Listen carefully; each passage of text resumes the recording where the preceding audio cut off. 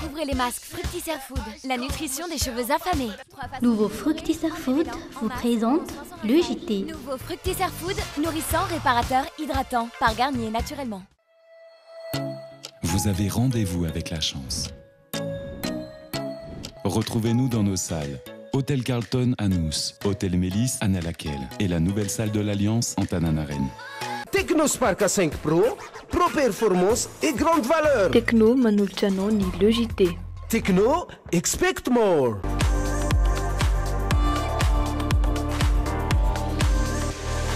Luxor, le plaisir du confort. En termes de qualité ou de professionnalisme, je mise pour le CNAM.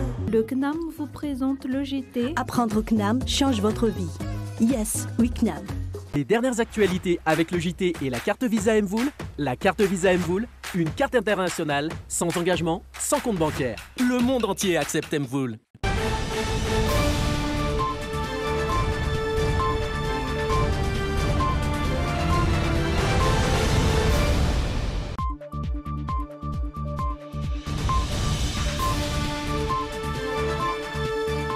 Miarabanao tonga soa eto amin'ny fampahalalam-baovao ny le JT indray amin'ity talata fa 20 ny volana febroary taona 2024 ity.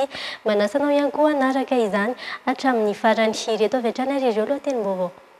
Orinasa madinika sy salatsala mikojakoja sy mpanamboatra lalana manodidina ny Ronjato no taraina ho tsombolana Rainy Vola-Karamany tamin'ireo asa nataon'izy ireo tamin'ny taona 2024 lasa iny. Miantso ny pakanao fanadihadiana lalina mba tsy hampiditra olona tsy manatsiny any amponja ny sendikan'ny mpiasan'ny douane na Saint-Pido. Manamafy hatrany ny tokony handoavana ny karamany ireo mpiasan'ny CROA izay mitaraina fa misedra fahasahiranana tanteraka satria efa tamin'ny 15 Desambra no nandray izany farany. Ny tokona ireo mpianatry ny sekoly ambony politeknika ny Vodivorona androany maraina mitaky ny andoavana ny vatsim-pianarana sy ny fampitaovana ho azy ireo. Tsy nisy namaly ny fampiatsoana avy amin'ny sampana fikarohana eloka bevava na ny minisitra teo aloha Andrianjato Vonsoa sy Ralahy Seheno Guy Maxime. Nandalo teny amin'ny fampanoavana indray androany ilay raharaha nahafaty mpianatra ho manamboninaitra mpanamory tany amin'ny Akmil Antsirabe ny fiandohan'ny volana Novambra 2022.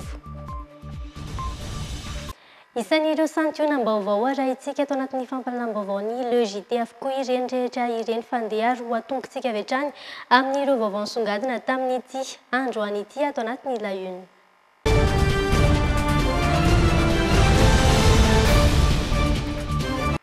Orinasa madinika sy salantsala ny mpikojakoja sy mpanamboatra lalana manodidina ny Ronjato no taraina ho tsombola na Rainy Vola-Karamany tamin'ireo asa nataon'izy ireo tamin'ny taona 2024 lasa iny. Vola manodidina ny 80 amin'ny tapitrisa ariary isanisa no ananan'izy ireo amin'ny fanjakana. Hatreto dia tsy mbola nisy ny antso tolobidy ho an'ireo orinasa vonona anamboatra sy kojakoja ny lalam-pirenena. Mitatra ny vaovao antsika mahakasika izay Andranalaina Efa tamin'ny volana Aogositra 2024 no vita ny fikojakojana ireo lalam-pirenena nataon'ireto orinasa madinika sy salantsalany.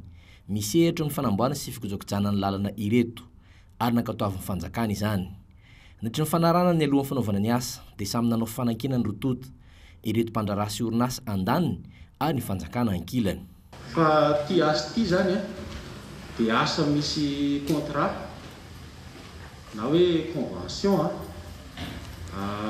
vita approbation sy vita acceptation an'ireo autorité contractante compétente. Zany hoe zany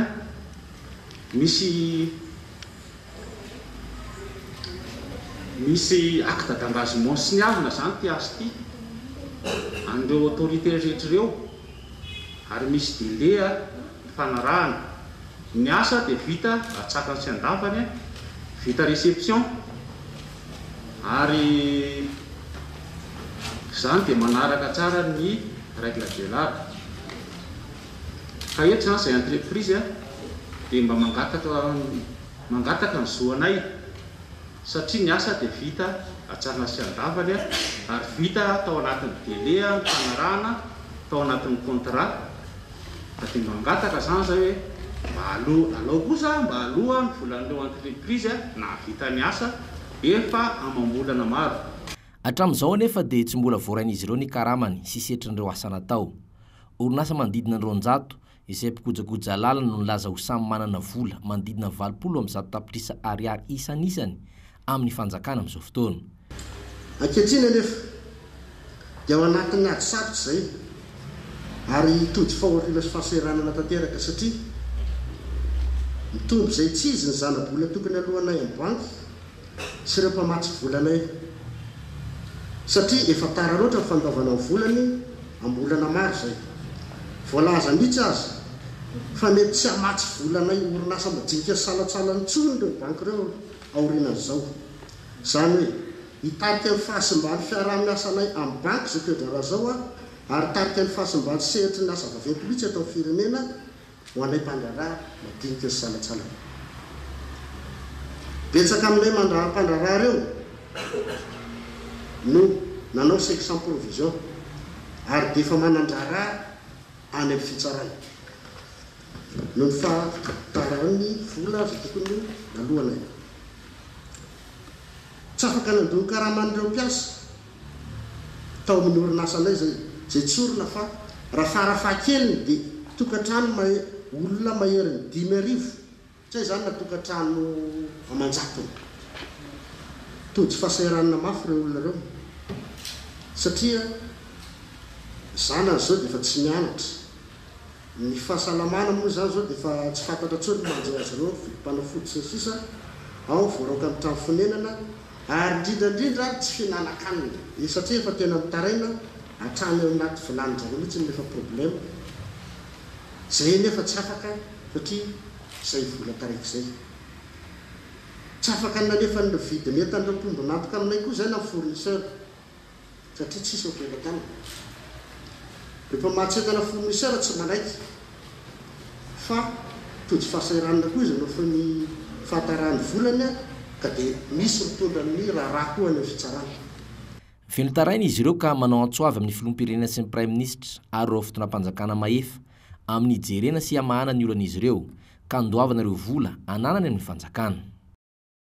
Fa miantso ny paka anao fanadihadiana lalina mba tsy ampiditra olona tsy manatsiny any amponja ny sendika ny mpiasa ny douane na ny Saint-Pido androany.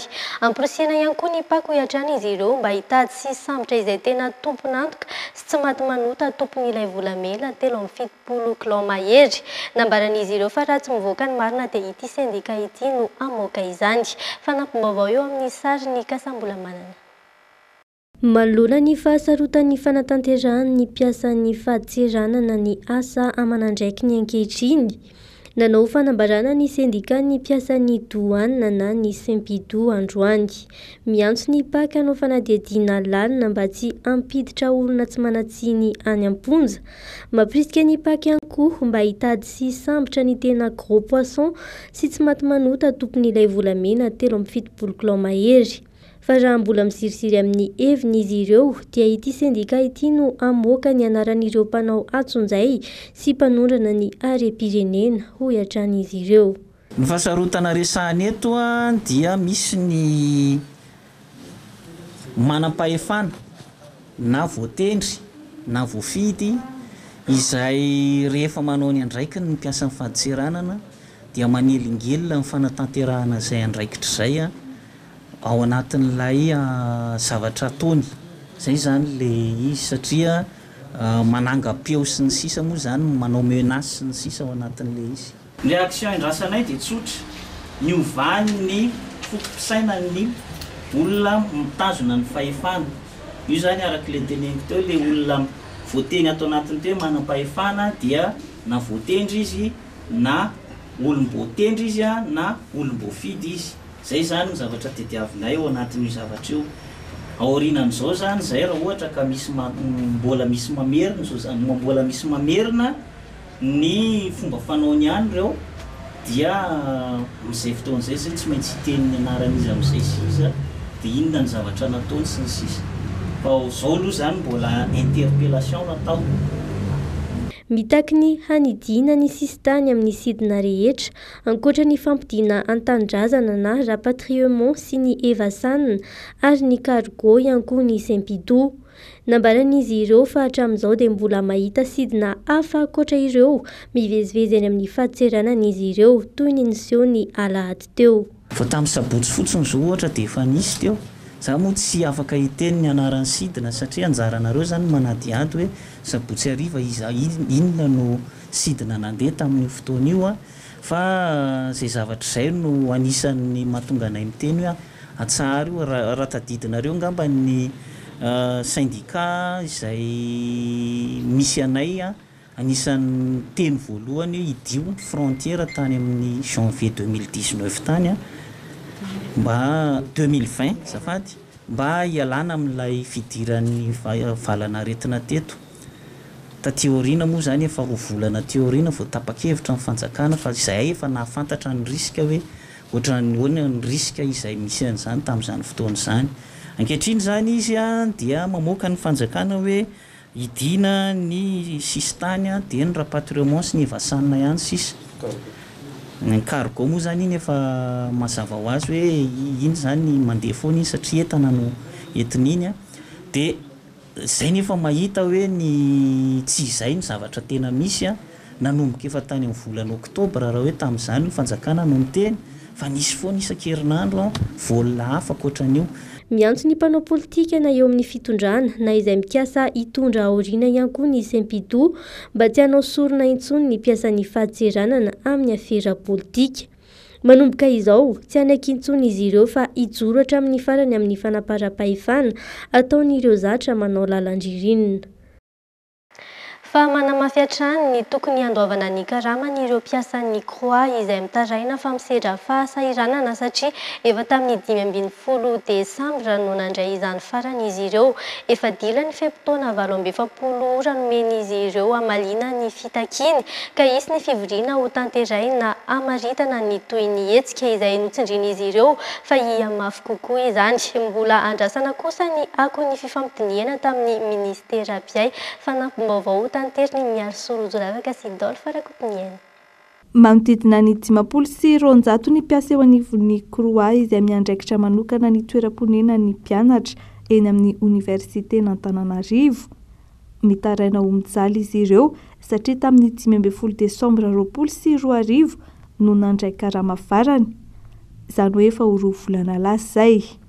Dia tena efa mahatsapa zany zahay fa tena efa nona sady ny mpianatra efa voaroaka amin'ny okolasy ny ankizy sasany efa voaroaka ny tompotrano na ny sakafo hohanina efa ampitedavana, ny trosa midangana, ny banky efa miantso manapaka be mihitsiny nefa ny tsy fody avaty aminay le izy. Efa tena ambiakototra ny fahasahiranana. Zany hoe zany ny ankizy ny tokantrano zany efa lasa diso miafy loatra nefa fantatritsika ny fiakaran'ny vidim-piainana amin'izao fotoana izao. Tsy hoe anongana andrakoto na anongana andrabe fa volonté anay mihitsy no mijoro satria efa ela loatra. Efa nisy ny lakolosy fanairana nataon'ny syndicat-ny mpiasan'ny croix 10 andro lasa zay nandritra ny fiaonana tamin'ny tompon'andraikitra eo anivon'ny ministera ny fampianarana ambony sy ny fikarohana ara-tsiansy. Efa nisy ny taratasy nalefan'ny solon-tenam-panjakana izay nisoloan'ny secrétaire général ny ministera malo hoe mangataka ny fitoniana fa efa anatin'ny fikarakarana fantadiavan'ny mpiasany le famoanan'le daty afahana mamoaka an'le karama rehefa mivoaka ny karama dia vitatreo ny fitakina. Mariana fa nanome ultimatum 27 ora ny syndicat-ny mpiasan'ny croix nanomboka tamin'ny zoma 12 febroary teo ary ny farana omaly alatsinainy 9 febroary. Tapitra ny fepitaona ary nanapa-kevitra izy ireo fa hanohy ny fitakiny. Hatreto aloha zany ho an'ny service rehetra izay marihana fa misy service 13 ato anatin'ny croix efa manao rotation zany aloha zay hatreto. Zany hoe tsy mpiasa rehetra no miakatra ny toeram-piasana satria efa samy sairana mpiasa. Fara ohatra ka mbola tsy mivaly io dia mety iseho amin'ny endrika hafa indray ny fitakinay. Miantso amin'ny tompon'andraikitra hijery akaiky ny momba azy ireo ny syndicat-ny mpiasan'ny croix ary manamafy ny anafainganana ny dingana rehetra hamalina ny fitakina teny anifana ny karaman'izy ireo. Fa nitokana ihany koa ireo mpianatra ny sekoly ambony politeknika ny Vodivorona androany maraina nitaky ny andoavana ny vatsim-pianarana sy ny fampitaovana ho azy ireo. Tonga teny an-toerana ny mpitandro ny filaminana ary niafara tamin'ny fanapohana ny bomba mandatsa-dranomaso indray. Tonga teny an-toerana ihany koa ny Ministera ny fampianarana ambony ary nilaza fa efa nareny fitarainan'izy ireo ka nanambara fa ijeriny sy amany olana rehetra. Fanampaovao iarana amin'ny kasambola-manana.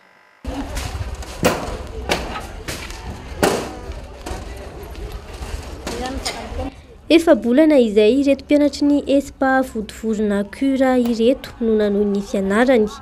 Hatreto raha nambaran'izy ireo dia mbola tsy nisy vatsim-pianarana tonga mihitsy nefa ny fiainana mihasarotra hatrany. Araka ny feoen'izy ireo anefa dia mbola ny vatsim-pianarana iray volana ihany no re manangasanga andy. Ny tokony araka izany ireto mpianatra any Kiomaraina. Plus équipement no vinavinaina ivoaka. Zay aloha zany motif anankiray manarak'izay resaka renouvellement manao renouvellement ana trano mpianatra mipetraka amin'ny cité miakatra ny volana lota amin'ny renouvellement io kanefa rehefa misy fahasimbana magataka fanamboarana mpianatra rehefa misy fahasimbana. Tonga teny an-toerana ny mpitandro filaminana nandamina ny zavanseho satria nisy ny fanankanan-dalana nataon'ireo mpianatra. Niafara tamin'ny fandefasana bomba mandatsa-dranomaso izany ary fantatra fa zandary iray sy sivily 5 no naratra.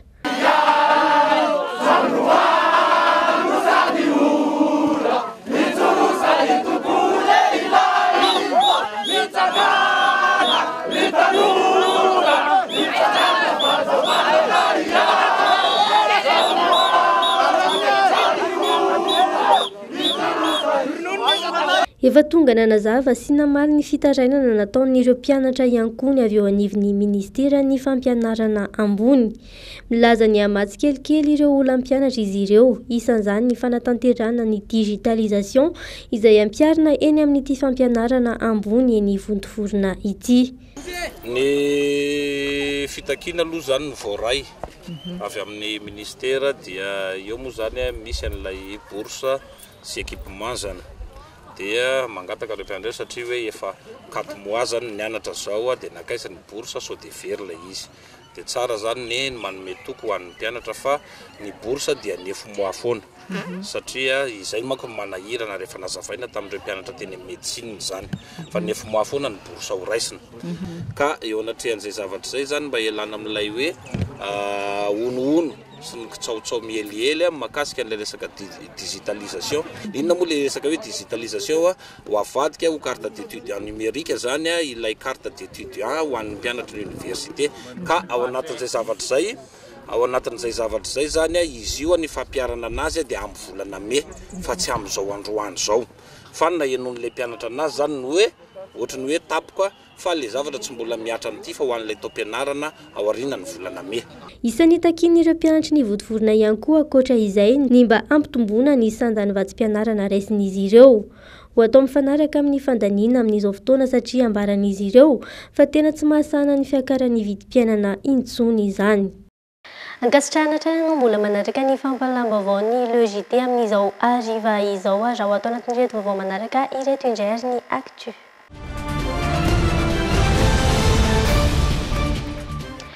Fa tsy nisy namaly ny fampiatsoana avy amin'ny sampana fikarohana Elkabevava na ny ministra teo aloha Andrianjatovo Soa sy Ralay Seheno Guy Maxime. Izy ireo izay mpanao famakafakana eo anivon'ny fandaharana miara-manonja ny antoko mpanohitra.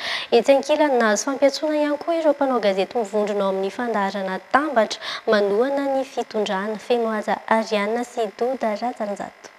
Nampiantso ireo mpanao gazety avy amin'ny fandaharana Tambatra ho an'ny androany avy amin'ny sampana fikarohana Elkabevava eto Antananarivo ao fiadanana. Andriamartafika Sova sy Andriamalala Jean-Claude antony fampiantsoana ny ayay amin'ny fanelezana vaovao manohy tohina ny filaminam-bahoaka. Androany tamin'ny 9 ramaraina ny fotoanan'ny famitorana. Araka ny fampitam-baovao dia tonga teny antoerana ireto mpanao gazety ireto niresaka makasika ity fampiantsoana ity ny fandaharana Tambatra tamin'ny androany. Anisan'ny tsikaritrytsika ihany koa raha iny fiantsonany namana mpanao gazety Soavandriamarotafika sy Jean-Claude Andriamalala iny ny fahabangan'ireo mpikambana eo anivon'ny olafitra ny mpanao gazety izay mampametra-panontaniana antsika mihitsy hoe rehefa mpanao gazety iza no tonga manotrany eo ny avy ao amin'ny OJM ary rehefa iza no tsy tonga manotrany eo ny avy ao amin'ny OJM. Ireo mpamakafaka avy amin'ny fandaharana miara-manonja no nahazo fampiantsoana voalohany hatramin'ny nisian'ny fandaharana teo amin'ny Hery-Rontonta. Naharay taratasy fampiantsoana azy ho eny amin'ny sampana fikarohana Eloka Bevava ihany koa ny bentanana teo alohana Karobato Raleseno Guy Maxime. Ny direction de la législation et du contentieux eo anivon'ny primature no nametraka fitoriana noho ny fanelezana vaovao manohy toina ny filaminam-bahoaka. Tsy tonga teny antoerana niatrika izany izy. Miditra mivantana amin'ny alalan'ny antson-tabiany anefa ity mpamakafaka ao anatin'ny fandaharana miara-manonja ity toy ny androany ny resana ny hetsika ho atao amin'ny sabotsy.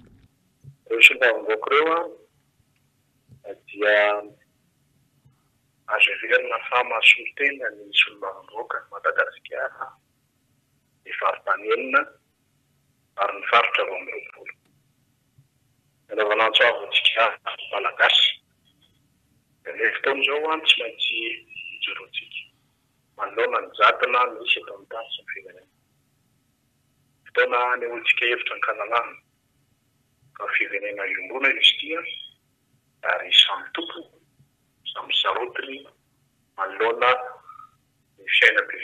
Isan'ireo naharay taratasy ihany koa ny ministra teo aloha Andrianjato Vonisan ny 6 febroary naresany izany ary tsy tonga niatrika ny fanadihadiana izy. Nolavin'ity ministra teo aloha ity ihany koa ny fampiantsoana faharoa azy ho avy eny amin'ny sampana fikarohana Eloka Bevava ihany omaly 15 febroary. Nanao fanambarana androany avy eo anivon'ny antoko RMDM fa amin'ny mampanohitra azy ireo dia tsy salasala ity antoko ity ny laza tsy mety ataon'ny mpitondra amin'ny fitantanana ny firenena. Amin'ny asabotsy izao araka izany no anatanteraka tatitra mahakasika ny zava-mitranga eto amin'ny firenena amin'izao fotoana ireo solombavambahoaka ao anatin'ny fanoherana ny fitondrana rehetra fanampanazavana eo amin'ny sarany kasambola manana. Hifampitona eny Ambohijatovo indray amin'ny asabotsy ho avy izao ireo mpikambana avy eo amin'ny antoko RMDM. Hanao tatitra mahakasika ny tsy mety ataon'ny mpitondra amin'ny vahoaka izy ireo ka ireo solombavambahoaka avy amin'ny antoko mpanohitra rehetra no anatanteraka izany. Noho izany, misy hetsika izay ataony ireo solombavambahoaka ato anatin'ny fanoherana na ato anatin'ny RMDM. Ny amin'ny sabotsy ho avy izao eny Ambohijatovo hanaovana tatitra dia manao antsoavo zahay ny vahoaka malagasy rehetra tsy vaky volo fotoana izao mifoazy mitsangana fa eny Ambohijatovo ny fotoanantsika amin'ny sabotsy ho avy izao iaino ny tatitra ataon'ireo solombavambahoaka zay atao amintsika.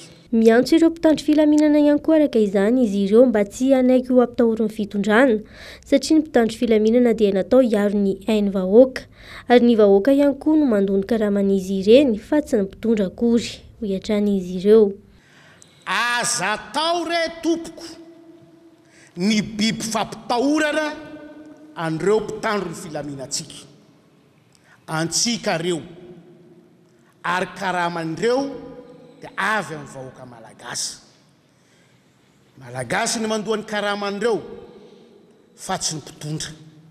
Betsaka ny mpitondra efa nifandimy teo fa rehefa miala eo izy tsy mandoha karamany mpitondra fa mpitandro filaminana. Ka miantso ny sain'ny mpitandro filaminana ihany koa ny mpitondra mandalo fa ny firenentsika mitoetra. Aoka ho saro-piaro amin'ny tanindrazantsika. Natao hiaro ny vahoaka sy ny fananany ianareo. Hasaina ho tonga natrika io tatitra ataon'ny solombavambahoaka eny Ambohijatovo amin'ny asabotsy ho avokoa araka izany ny rehetra na fikambanana na antoko hafa mahatsapa ny tsy mety atao mpitondra amin'izao fotoana izao. fa tokony ho lara-pahamehana ny fandravana ny politika maloto nampiarina teto Madagasikara hatramin'izay hoy ny KMSI Fokontany faritra Analamanga izay nanapa-kevitra ny hanatevin-daharana ny mandatehezana. Kian'ny KMSI ihany koa ny fisian'ny olombitsy mahazo tombotsoa amin'ny fanaovana tantely afa-drakotra ny harem-pirenena. Manana ny heviny kosa nefa ny KMSI Fokontany faritra Analamanga mikasika ny hetsika kasaina ho atao eny Ambozatovo mitatra ny makasika izay miarosorojo ravaka sy Dolphe Rakotiniena. Meratsy hatrany ny fiainam-pirenena misy ankehitriny miamtotongana ny fiarim-piainan'ny malagasy ary tsy maro toerana ny fiainan'ny fokon'olona hoy ny komity miaro ny soiombonana avoizina amin'ny hoe KMSI Fokontany faritra Analamanga. Mahatsapa izy ireo fa mbola manjaka ny zaravilana eto amin'ny firenena. Kian'ny ihany koa ny fisian'ny olombitsy mahazo tombotsoa amin'ny fanaovana tantely afa-drakotra ny harem-pirenena. Ny vidim-piainana miakatra, ny jiro anazava tokantrano sy ahafahana velona miavitena amin'ny asa mandrara dia tapaka lavareny. Rano fisotro madio sy diovana tsy misy antenaina. Taorian'ny fanambarana nataon'ny antoko MFM ny alatsinainy 9 febroary izay naneho ny fijoroan'ny vovonana mandatehezana. Ny voromaika ny KMSI Fokontany faritra Analamanga ka nanapa-kevitra fa handray anjara mafitrika ao amin'izay mandatehezana izay. Ahafahany mitondra anjara biriky amin'ny fanarenam-pirenena, indrindra ny fametrahana ny foto-kevitra ny jorony dia ny famerenana ny asin'ny fokon'olona. Fandravana ny politika maloto nampiarina teto Madagasikara hatramin'izay no tokony laharam-pahamehana ho an'ny mandatehezana. Isiny ny fanjakana tsara tantana sy tandalana ary demokratika. Iza misy fiantsona eny Ambozatovo dia nazaka an'izay zay ny KMSI. Ny avaloko an'izay dia hoe tsy afaka ny handray baiko zany zahay. Zay stratégie c'est l'âme apetraky ny mandatehezana no arahan'ny KMSI. Amafisin'ny KMSI Fokontany faritra Analamanga fa antso ho an'ny fiovana fanovana lalipaka izay andrasan'ny fokon'olona no takiana amin'ny vovonana mandatehezana. Tamin'ny taona 3,790 no nisy ny fanasam-bahoaka farany teto Madagasikara hetsika tokony ataon'ny fanjakana isaky ny 10 taona.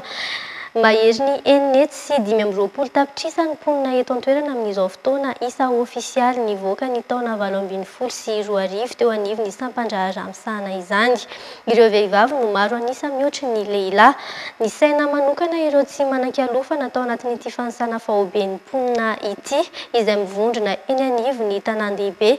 Ny aotra faingo iray isan-jato ny mponina eto amintsika no teratany vahiny feno aza Ariana sy Doda Ratsanjato.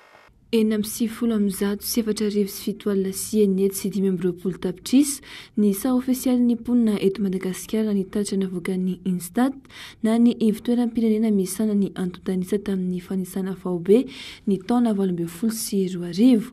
Ny fanisam-bahoaka nataon'ny volana aprila hatramin'ny volana May taona 2012 no nahitana ity isa ity. Raika amin'ny 20,900 sy 5,000 sy iray alina sy 13 tapitrisa ny isan'ny vehivavy ary 5,700 sy 5,000 alina sy 9 sy 12 tapitrisa ny lehilahy manatombo ny isan'ny vehivavy na any amin'ny tontolo ambanivohitra na andrenivohitra. Mitombo 9 alina sy 3 isan-taona eo ny mponina eto Madagasikara. Tamin'ny taona 7,700 no nisy ny fanisana fahobe farany, 7,700 sy 7,000 sy 7 sy 12 tapitrisa ny isa ofisialy nivoaka tamin'izany. Ny ena ny tahan'ny fiterahana isaky ny vehivavy araka ny fanadihadina, 5,5 izany ny taona 7,700 ary 4,3 ny taona 20,2. 3,100 ny tanora 15 taona hatramin'ny 15 taona no efa niteraka. Araka ny Instat dia maro ireo dingana tsy maintsy nolalovana ka nahatontosana ity fanisam-bahoaka tokony atao isaky ny 10 taona ity. Nanomboka tany amin'ny 2015 mihitsy ary nefa nanomboka ny fanomanana satria tsy maintsy manana aloha ny document iasana, ny cadre institutionnel, ohatra hoe ny décret sy ny arrêté rehetra isan-karazany mba hanomezana valeur institutionnelle et juridique an'izay asa ho atao. Dia nitadiavina koa le vola anaovana azy. Dia efa tapitra moa zay dia natsangana ireo organe rehetra zay eritreretina zany fa anampy amin'ny fanatanteranan'le fanisam-bahoaka hatrany amin'ny commune nasiana comité nohon' zay hoe recensement zay nanarany tsy tokony isy olona adino na zone adino na kely ara dia nankino nay tamin'ireo autorité locale ny commune sy ny district zay ndraikitra zay ny fanisam-bahoaka tompoko zany ohatrany activité statistique rehetra tsy ho 100% mihitsy ny taux de couverture fa misy marge d'erreur zay moa ny terme technique lanatsiny no fikajina azy hoe hatraiza zay marge d'erreur zay no iacceptena azy 17 faingo 14 ny salan'ny isan'ny taona faharetan'ny fahabelomana araka ny tatitra 5 faingo 17 taona izany ho an'ny vehivavy ary 5 faingo 7 taona ho an'ny lehilahy tsy mitovy ny fitsinjarana na netahan'ny olona mipetraka isam-paritra saika tia voatany avokoa ny 15 isanjaton'ny mponina manana tokantrano manodidina ny 7 alina sy 4 tapitrisa i Madagasikara. Fa nandalo teny amin'ny fampanoavana indray androany ilay rarana fatim-pianatra ho manambonahitra mpanamory tany amin'ny Akmila Antsirabe ny fiandohan'ny volana Novambra 7 sy 20 na emotra ho amin'ny 18 Martsa ho avy izao indray izany velotaraina noho izany ny vadiny mamy ilay mpianatra ho mpanamory noho ny fahatsapany ny fandrirarirana atao azy sy ny fianakaviany izay tafaresaka tamin'ny andro lalaina Andriamasy misy Razafinjatovo androany. Ny 7 novambra 20 no niditra tany amin'ny Akmila Antsirabe i Mamahery manana Andrianina Rakotson mba ho mpianatra manomboninahitra ambony mpanamory fiaramanidina. Ny ampitso ihany anefa izy no nampidirina tao Masera Antsirabe ary nakarina taty amin'ny hôpitaly miaramila Soavina Andrina. Efa teo amin'ny voana fahafatesana izy tamin'izay no hita ny vadiny. Nahitako anazy farany zany satria izy tsy zareo moa zany ny confisqué ny telefona dia tsisy ifampiatsoana tsisy ihany fa izy efa ao anatin'ny ambavahoana fahafatesana fa na izany ara mbola nateny any izy hoe tsy ampy rano izy tsy nirarahiny zareo tany izy tena marary anazy daholo ny vatany rehetrarehetra talohan'ny alan'ny aina zany tao amin'ny omi zay no hoanina fa dia tena mampalahelo ilay toejava misy zany eto amintsika. Ny aravony ve zany fijerinareo anazy? Izay mihitsy no fahitana anazy fa satria zareo no manambara amin'ny ankilany hoe insuffisance rénale.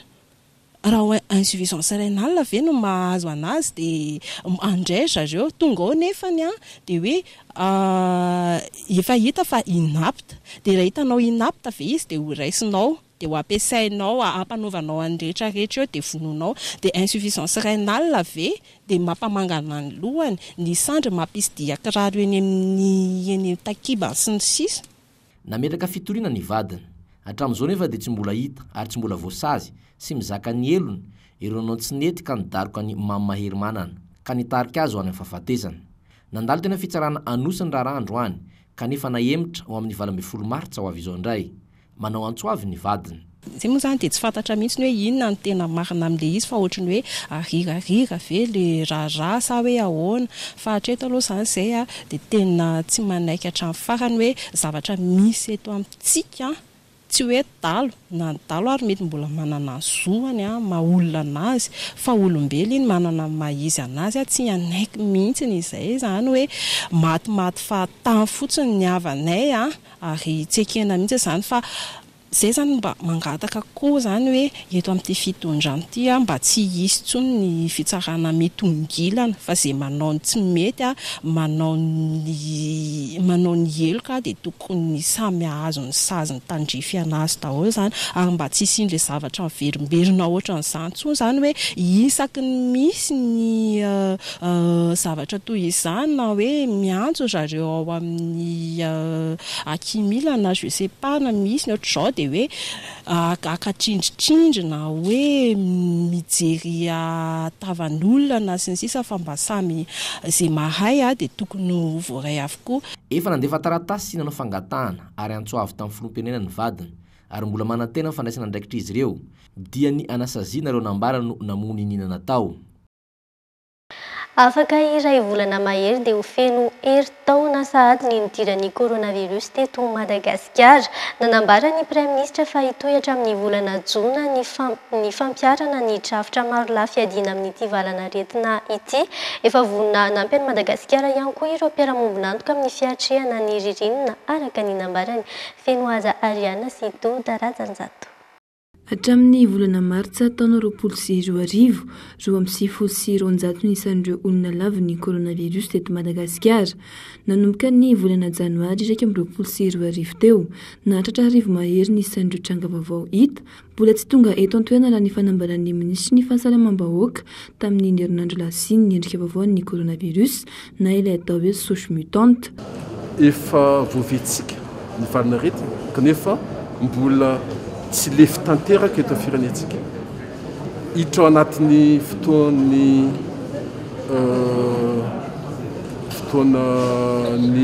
ataoko hoe mampangatsika ny andro atsika afaka vonina vitsivitsy dia mila mametraka lamina vaovao zany atsika. Ny eto amintsika mba sanatry ny vavy adinlela tsy rongatra indray ny valanaretina. Ny tiana ambara ao anatin'izany vonina reo mpiaro-monandro atsika rehetrarehetra reo ifanometanana mpitondra fanjakana ny amin'izay ezaka rehetrarehetra mbola ataontsika amin'izao fotoana zao. Mitapahana atao ihany koa fa tohizatsika hatramin'ny volana Jona ho avy zao io fanatanterahana ny drafitra nasionaly izay maro lafy hiaditsika amin'ny coronavirus. Ny plan émergence Madagasikara no andray ity drafitra nasionaly ity rehefa tafapetraka izany hoy ny Prime Ministre.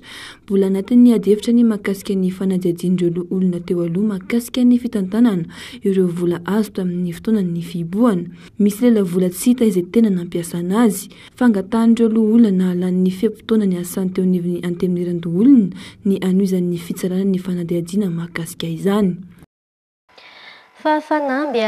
Apetraky ny tetikasa tany mafy kosa ny anohanana ny tanora eo amin'ny resaka famoronana asa maharitra mba hahatonga azy andraindraikitra eo amin'ny fiarahamonina ka ampanjary ny filaminana sy ny fandriam-pahalemana eo amin'ny faritra misy azy.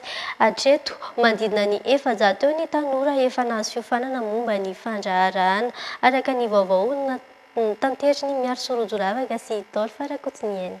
Ny anatsara ny fisitrahan'ireo tanora avy amin'ny faritra marefo ny zony ka tonga azy andray andraikitra eny amin'ny fiarahamonina mba hisiany fandriam-pahalemana eny amin'ireny faritra ireny izay no tanjo ny tetikasa tanimafy. Critère ny safidianana ireo fokotany raika amby efapolo ny asan'ny tetikasa tanimafy zany aloha dia voalohany indrindra fokotany eto amin'ny commune Renivohitra na Antananarivo ilay izy.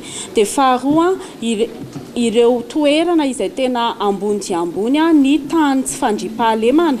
Izany hoe ny vakitrano, ny sintomahery, ny fanendahana eny amin'ireny toerana ireny. Manodidina ny 400 ny tanora efa nahazo fiofanana momba ny fandraharahana, ny varotra, ny asa tanana, ny fambolena ary ny fiompiana ireo amin'ny ankapobeny no sehatrasa mahaliana ireo tanora. Fepetra voalohany takina amin'ireo misitraka ny fiofanana ny fahaizana mamaky teny sy manoratra. Afaka mandraraha avy hatrany ilay tanora aorian'ny fiofanana mandritra ny 2 volana sy tapany eo. Eritaona kosa ny tantsorika. Ny sakana moa zany voalohany indrindra dia ny orinasa madinika dia tsy afaka mijery lavitra loatra aloha amin'ny amboalohany. Fa raha vao misy ny crise tahaka ny Covid sy ny crise madinika maro samihafa dia tohana arabola foana matetika no angatahan'izy ireo. Ity no fiara-miasa voalohany eo amin'ny tetikasa tanimafy sy ny fikambanana Madagascar Entreprise Développement hanomezana fiofanana momba ny fitantanana orinasa na manangana orinasa ka miainga amin'ny vola sy ny traikefa nanan'ilay mpisitraka ny fiofanana no anohanana azy.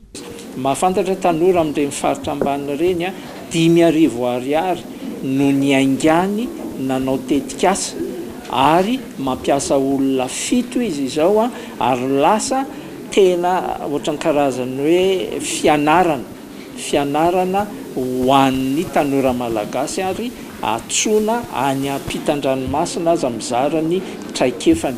Ho tanterahana ny 7 aprily hatramin'ny voalohan'ny volana Mey izao ary ny hetsika ketrika sikandra mikendry ireo tanora manana vinam-piainana anangana orinasa na hiasa amina orinasa madinika ka ionany amin'ireo mpisehatra manana traikefa sy fahaiza-manao amin'izany.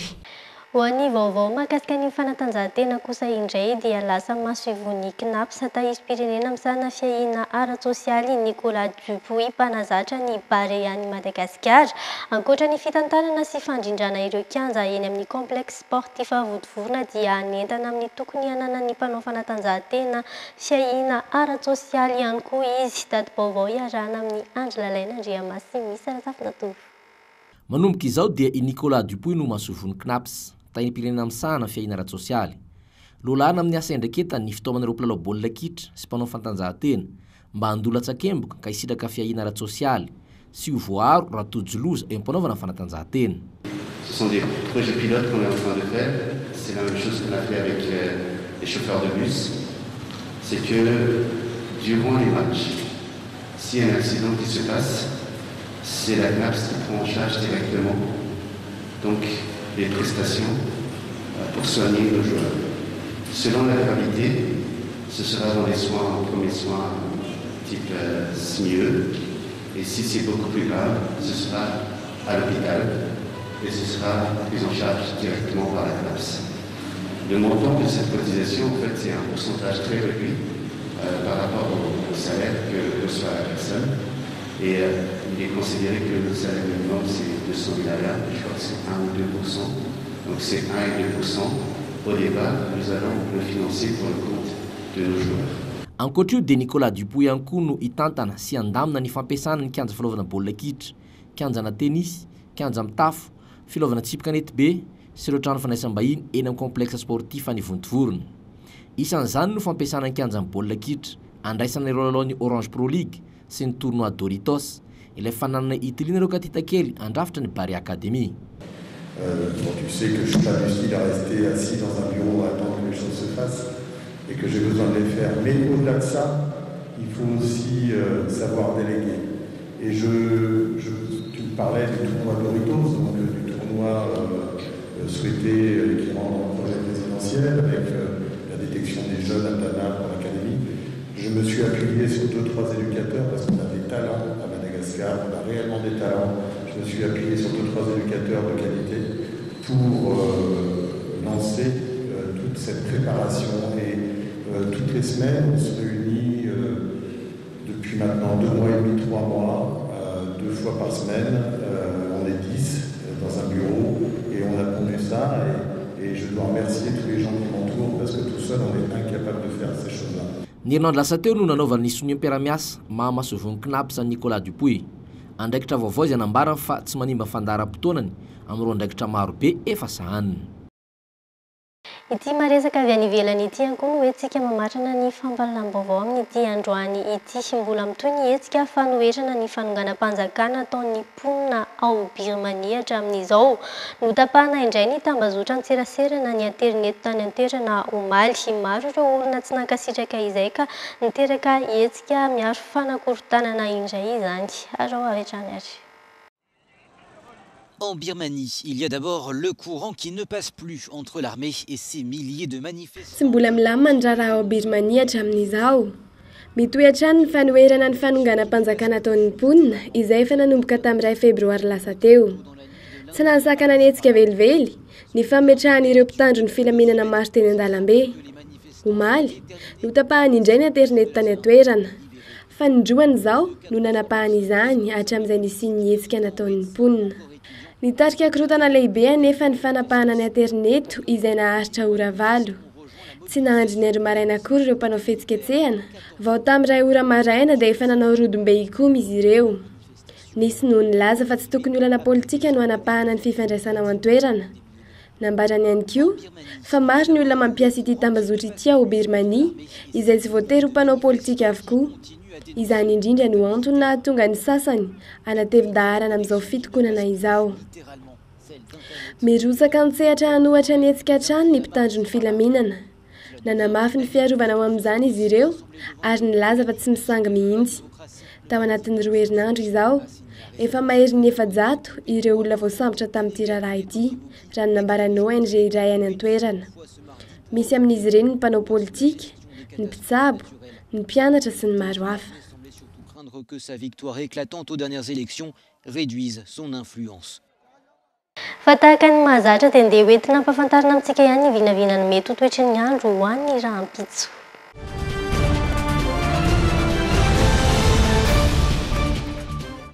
Ny faritana Antsiranana no entsika anombohana izay fampahafantarana ny vinavinany mety ho toetry ny andro ho an'ny rahampitso izay ho an'ny faritra Diana sy Savady ifandimby ny rahona sy ny masoandro ary mbola hisy orana handrakotra ny tontolo andro ho an'ny rahampitso manodidina ny 2-30 hatramin'ny 3-20 degré Celsius ny maripana. Ho an'ny faritry Sofia sy Betsiboka ihany koa dia torak'izay ihany ifandimby ny rahona sy ny masoandro ary hisy orana handrakotra ny tontolo andro ho an'ny rahampitso 2-30 degré Celsius ny maripana ambony indrindra, 4-20 degré Celsius kosa ny maripana ambany indrindra. Ifandimby kosa ny rahona sy ny masoandro ho an'ny faritry Boeny sy Melaky 2-30 degré Celsius ny maripana ambony indrindra, 5-20 degré Celsius kosa ny maripana ambany indrindra. Ho an'ny faritra Alaotra Mangoro, Analanjorofo ary Antsinanana ifandimby ny rahona sy ny masoandro ary hisy orana handrakotra ny tontolo andro ho an'ny rahampitso mahatratra 2-30 degré Celsius ny maripana ambony indrindra any Antsinanana, 20 degré Celsius kosa ny maripana ambany indrindra any Alaotra Mangoro. Torak'izay ihany koa ny faritry Bongolava, Itasy, Analamanga ary Vakinakaratra ifandimby ny rahona sy ny masoandro ary mbola hisy orana ihany koa ho an'ny rahampitso 7-20 degré Celsius ny maripana ambony indrindra any Bongolava, 9-20 degré Celsius kosa ny maripana ambany indrindra any Vakinakaratra. Ho an'ny faritra Amoronmany, Matsatram-bony, Iorombe, Vadivafito-Vinany ary Antsimo-Atsinanana ifandimby ny rahona sy ny masoandro ary hisy orana handrakotra ny tontolo andro ho an'ny rahampitso mahatratra 2-30 degré Celsius ny maripana ambony indrindra any Amoronmany, 20 degré Celsius kosa ny maripana ambany indrindra any Matsatram-bony sy Iorombe.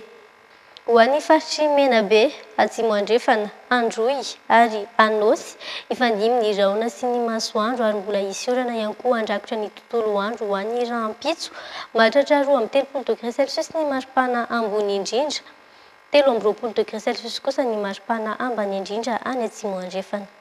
Dia izay indray ary no namarana ny fampalam-baovao tamin'ity andro an'ity ankasitrany ianao nanaraka izany hatramin'ny farany mbola mitohy ny fandarany eto amin'ny fahitalavitra Dreamina fa ny tena kosa mametraka ny mandrapitafa ho amin'ny manaraka indray. Veloma tompoko.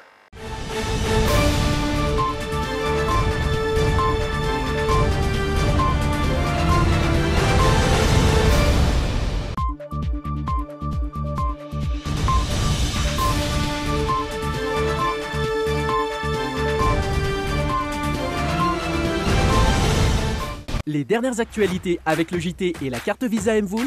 La carte Visa Mvoul, une carte internationale, sans engagement, sans compte bancaire. Le monde entier accepte Mvoul. Technospark A5 Pro, Pro Performance et grande valeur. Techno manolotra anao ny le JT. Techno, expect more.